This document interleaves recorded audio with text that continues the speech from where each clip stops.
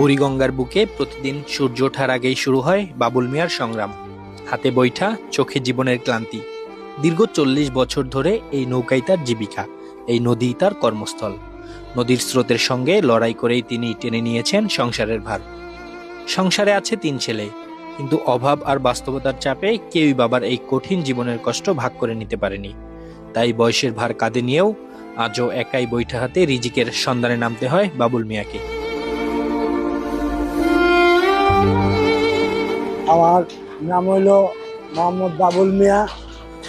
আমি ছোট থাকতে নৌকা চালাইতেছি। আমার জন্মস্থান ঢাকা। আমি ছোট থাকতে নৌকা চালাই, এই পঞ্জিরি নৌকা চালাইতেছি।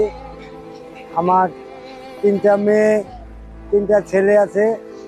আলাই দিলাম, মেয়েদের বিয়ে সাজি দিছি, মেয়েরা ভালো আছে। আমার 3টা ছেলে ঠিক মতন কাজ কাম করে না, এদের বুঝাই। আর আমি ছোট তনি নৌকা বাইতেছি। আমি বাকি জীবনে নৌকা কত বছর আল্লাহ চালায়। কারণ আমার ছেলেরা যদি মানুষ হয়ে যেত তখন আমি নৌকা ছেড়ে দিতাম।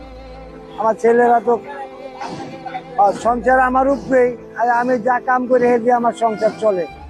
আল্লাহ আমাকে টুকটাক ভাবে চালায় নেয়, বাইরে দৌড়ে চালাই।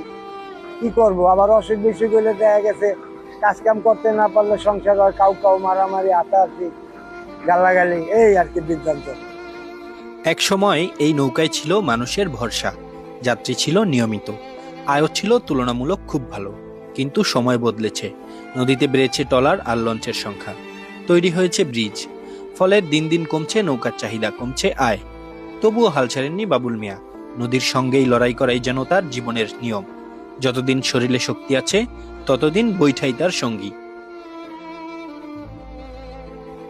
আগে আমরা নৌকা বাইছি ১,১২০০, ১৫০০, ২,০০০ টাকাও কাম করছি। বর্তমান যুগে আমাদের ৫০০-৭০০ টাকা কাম করতে হেভিজিবি লেগে জায়গা। তারপরও আমরা কি করব, পেটের অভাবে সংসার চালাই। এই নৌকা বাইয়া যাই হয় ৫০০-৭০০ টাকা এই দিয়ে পোলাপন নিয়ে চলি। আমাদের ইনকাম কমার একমাত্র উদ্দেশ্য হলো পদ্মা সেতু হওয়ার পরে জাহাজ মালিকরা জাহাজ বেচে চালাইছে। ঢাকা ঘাটে কোনো জাহাজের যাত্রী হয় না, হালকা পাতলা যাত্রী হয়। তার জন্য আমাদের কাম কাজ সব কমে গেছে গা। এই লুয়ে আমরা মনে করেন বসবাস করতেছি, যাও হয় এই লুয়ে থাকি। কি করব, কাজ কাম কমে গেল তো আমাদের এই কাজ শিখছি, এই কাজই করতে হবে। যুগ পাল্টেছে, সময় বদলেছে, বদলেছে মানুষের যাতায়াতের পথ, কিন্তু বদলায়নি বাবুল মিয়ার জীবনের গল্প। বুড়িগঙ্গার ঢেউ আর হাতে ধরা বৈঠাতেই এখনো তিনি খুঁজে বেড়াচ্ছেন জীবিকার তীর। সাইফুল ইসলাম, ঢাকা টুডে, ঢাকা।